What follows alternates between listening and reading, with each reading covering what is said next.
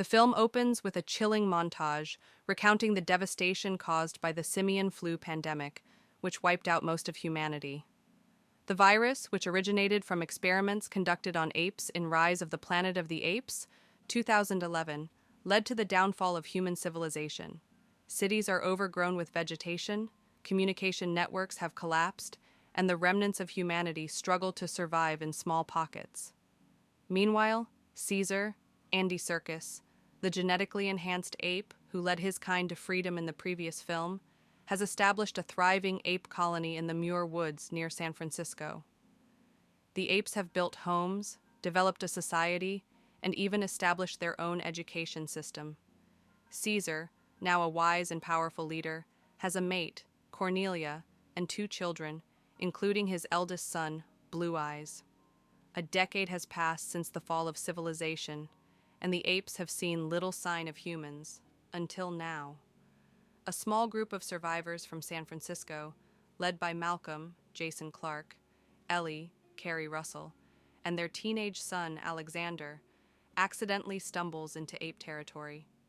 The humans are searching for a hydroelectric dam in the forest, hoping to restore power to their settlement. Tensions rise immediately. One of the humans, Carver, Kirk Acevedo, panics and shoots an ape, wounding him. The apes, led by Caesar, surround the group, but instead of killing them, Caesar orders them to leave.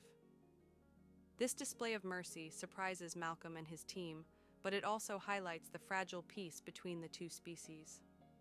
Caesar, aware of the potential for conflict, leads an intimidating procession of apes to the human colony in San Francisco. In a powerful display, he tells the humans in English, "Apes do not want war, but will fight if we must." He warns them never to return to the apes' territory. Back in the ape colony, Caesar's close ally Koba, Toby Kebbell, expresses his distrust of humans. Koba, who was subjected to brutal experiments in a laboratory before gaining intelligence, bears deep scars from human cruelty. He sees all humans as threats and is angered by Caesar's willingness to negotiate. Determined to restore power to their city, Malcolm returns to the ape colony alone, seeking a peaceful solution. He convinces Caesar to allow the humans to access the dam on the condition that they surrender their weapons. Reluctantly, the humans comply and begin work, forming a tentative friendship with the apes. Ellie, a former nurse, helps treat Caesar's sick wife, Cornelia, strengthening the bond between the 2 groups. Caesar begins to see that not all humans are cruel, and he believes that peace is possible. However, Koba remains suspicious and sneaks into the human settlement, discovering that they are stockpiling weapons. When he returns and warns Caesar, Caesar dismisses his concerns, emphasizing that not all humans are bad. This enrages Koba, who sees Caesar's compassion as a betrayal of their kind.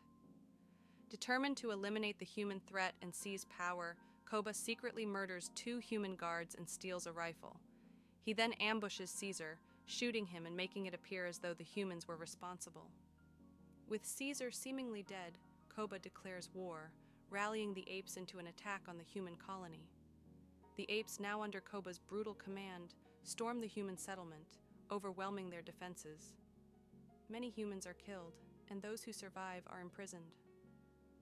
Koba, drunk on power, begins executing any ape who questions his leadership, including those still loyal to Caesar. Meanwhile, Malcolm and his family discover that Caesar is still alive, though gravely wounded. They hide him in a former home where Caesar once lived with his human caretaker, Will Rodman, James Franco's character from the previous film. Here, Caesar reflects on his past, realizing that while humans can be cruel, they are also capable of kindness. He tells Malcolm that apes, like humans, are not all good or evil. With Malcolm's help, Caesar reunites with Blue Eyes, who now understands Koba's tyranny.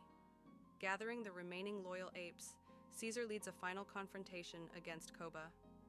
In the ruined skyscraper that serves as the human stronghold, a fierce battle erupts between Caesar's forces and Koba's army. Caesar confronts Koba in a brutal hand-to-hand fight atop the tower. As the battle rages, Malcolm holds off human soldiers led by Dreyfus, Gary Oldman, who plans to detonate the tower to destroy the apes. Dreyfus ultimately sacrifices himself, but his actions alert other human survivors outside of San Francisco, setting the stage for future conflicts. In their final confrontation, Koba, now hanging from a ledge, pleads for mercy. He reminds Caesar of their old law, ape not kill ape. However, Caesar, recognizing that Koba has forsaken their values and become as ruthless as the humans he hated, lets him fall to his death. With Koba dead and the apes once again under Caesar's leadership, peace is restored tempo.